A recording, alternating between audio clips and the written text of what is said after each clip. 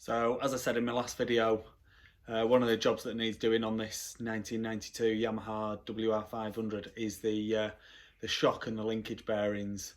So I'm just going to try and just show you quickly why I'm saying that they need doing. So I'll try and get the video camera to point directly to the bits where there's play, just so you can see.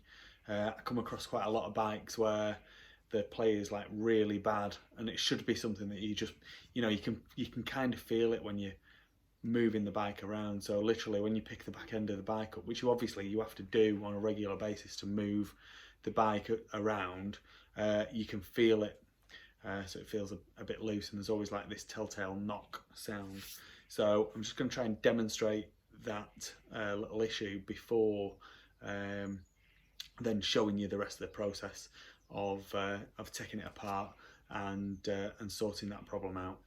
So this is the top of the shock, so you can see in here, that bolt there, that's the top of the shock, and there's a bearing that presses into the top of the shock, and hopefully you can see. So when I push the swing arm up and down, you can see that the shock is moving independently of the frame, and you probably can't see it in the video, but in here I can see and feel that that the shock's moving around independently of the frame. So that basically means that the bearing is gone, and so it needs replacing. Now there's a similar movement down at the bottom. This is going to be more difficult for you to spot.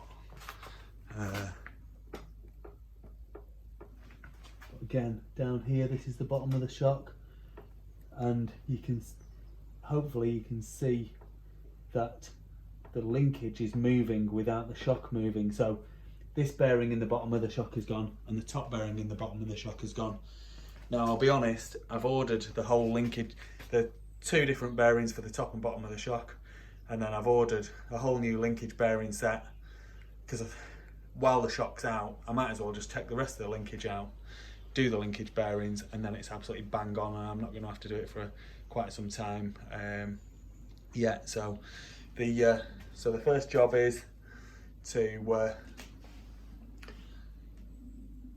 take the shock and the linkage out of the swing arm, which I'll do now, and then get everything cleaned up, get the old bearings pressed out, and then new bearings pressed back in, and put it all back together.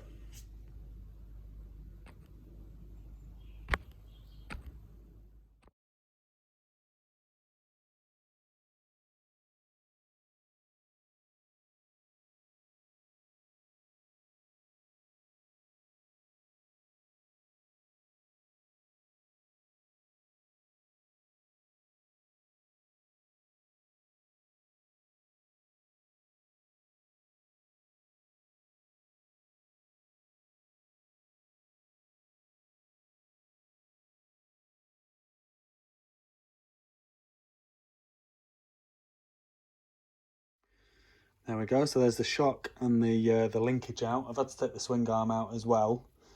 The swing arm bearings seem fine. I'm just going to take them apart and re-grease them up and clean up the swing arm spindle, and that can all go back together when we've got these bits done. So this is the lower swing arm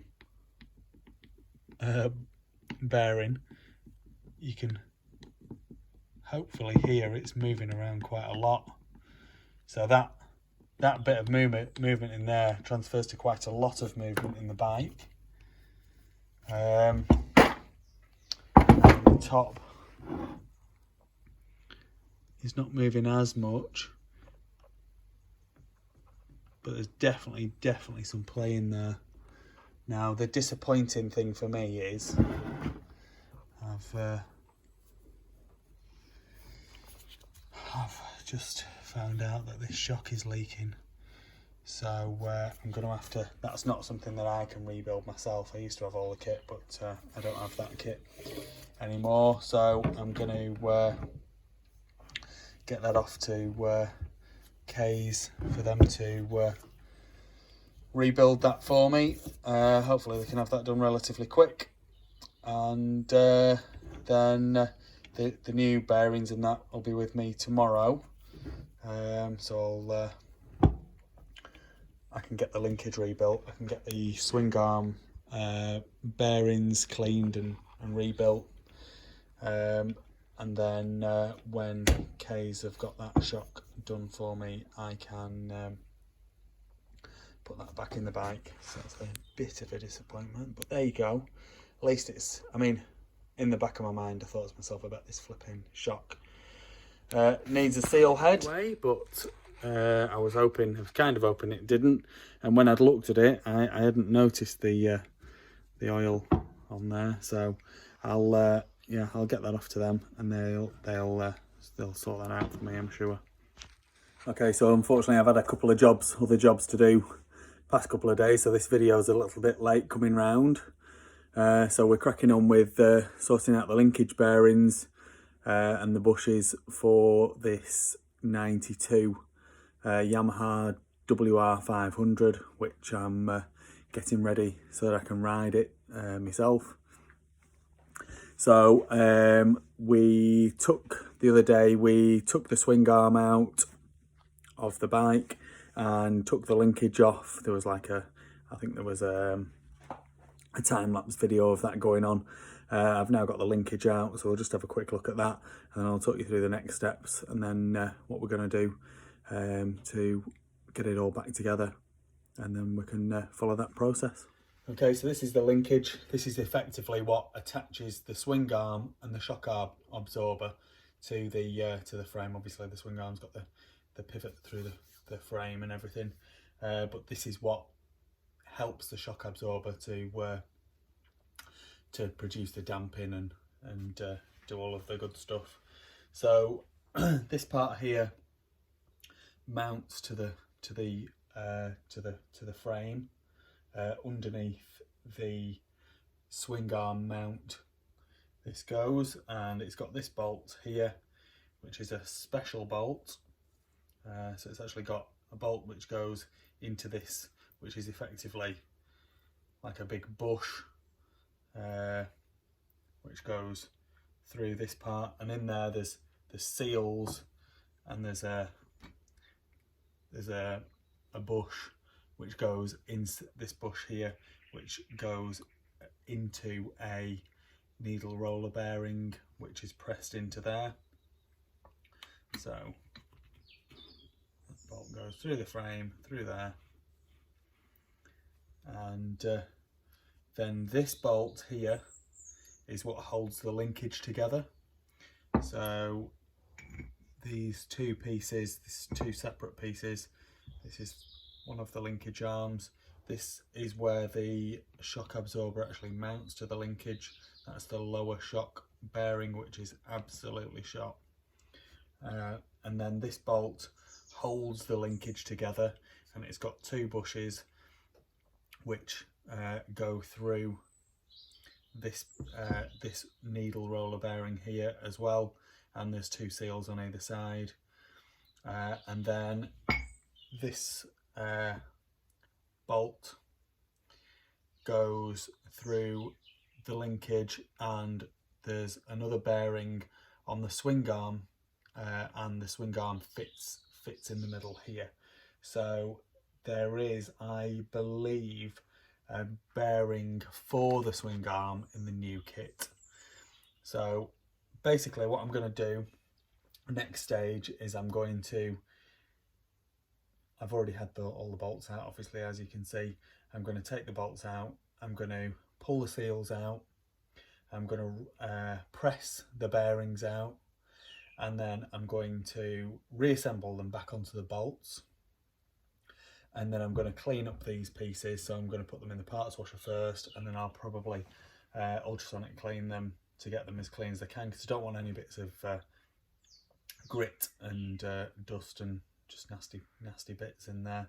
And then so I'll do that, make sure they're all nice and clean before pressing the new bearings in and then rebuilding that assembly there.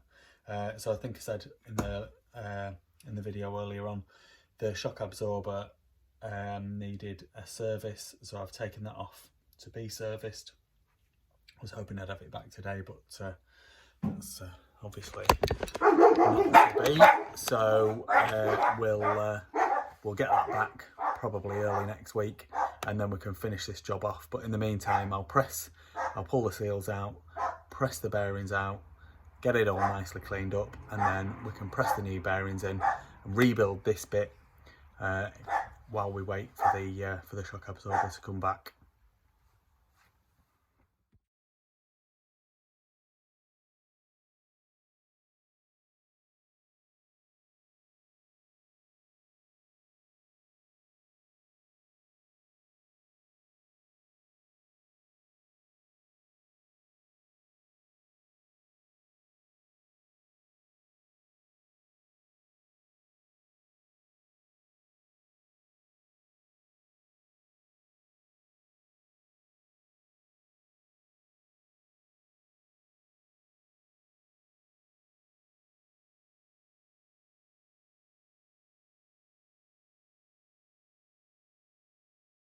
Okay, so this is the stage that we're at. So I've cleaned up the linkage.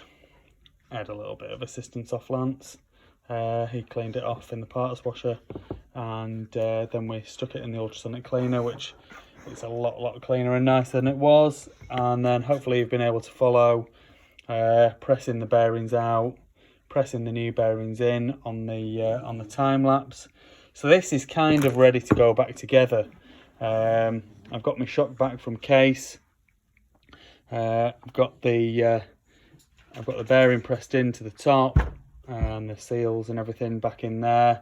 And anyway, it's got this spring on it, and I've double checked. It's an IBAC spring, and it's 7.1 kilos per millimetre of force in this spring, and I've checked with my body weight and I should be 5 kilos per millimetre. So I've ordered a new spring. That's going to be here tomorrow. I'm going to quickly whip this spring out here, and then when the new spring comes, then that can be put back into there, and then we can stick all of this lot back into the bike here. I can get the rear wheel back on, and then we can look at some of the other jobs that I want to do with it. So effectively spin the bike round, do the front end, and then get it ready for an MOT. So that's unfortunately I can't finish this now, but I'll get that spring off, and once the new spring's here tomorrow, we can get the back end rebuilt, and then start work on some of the other jobs on her.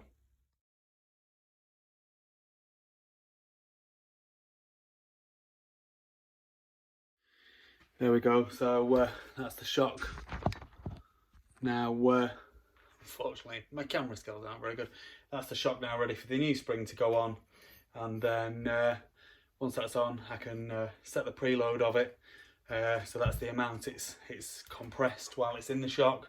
That's what these adjuster rings are for at the bottom, to set your preload. So I'll set the preload when it's off the bike, and then we'll be able to rebuild the back end and get working on the front end.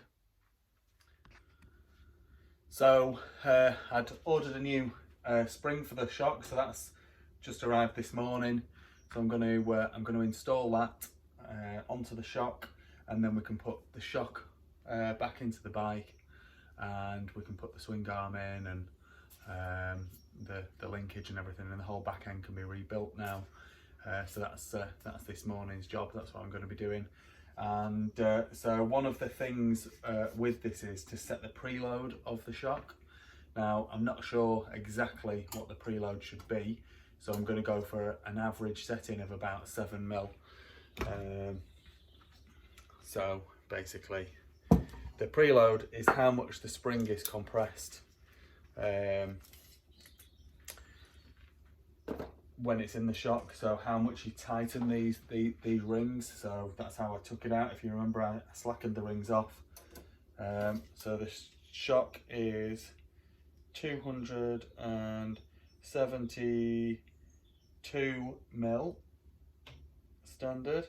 So I'm going to preload it down to 265 mil. So there we go. That's what I'm going to do.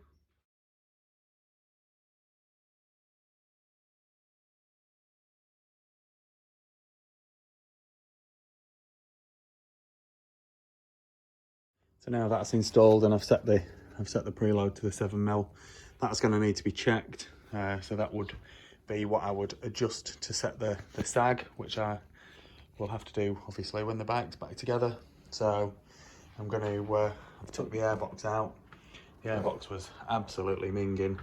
So I've cleaned that out. So I'm going to leave the airbox out while I put the shock in, and then the airbox can go back in once the back end's fully rebuilt. So I'll bolt the shock into the top, and then I'll bolt the linkage into the bottom here, and the swing arm in, and then it should all be easy to put back together. So there we go. That's the plan.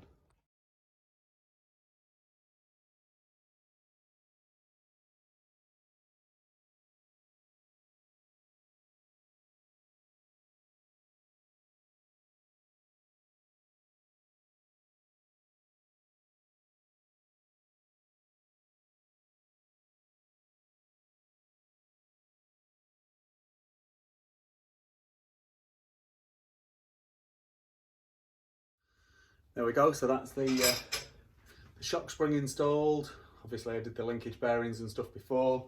The linkage is back in the bike, the swing arm's back in the bike, and we had some movement in there, if you remember.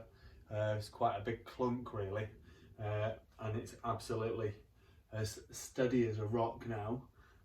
So it should be, and with that new spring it should be absolutely bang on. So there we go. One swing arm removal, linkage bearings replacement, and shock bearings replacement, and then the new shock spring as well. I'll set the sag up on that when I've finished rebuilding the bike, and then we'll be good to go. Please like this video and subscribe to my YouTube channel. Just search Phoenix Motos.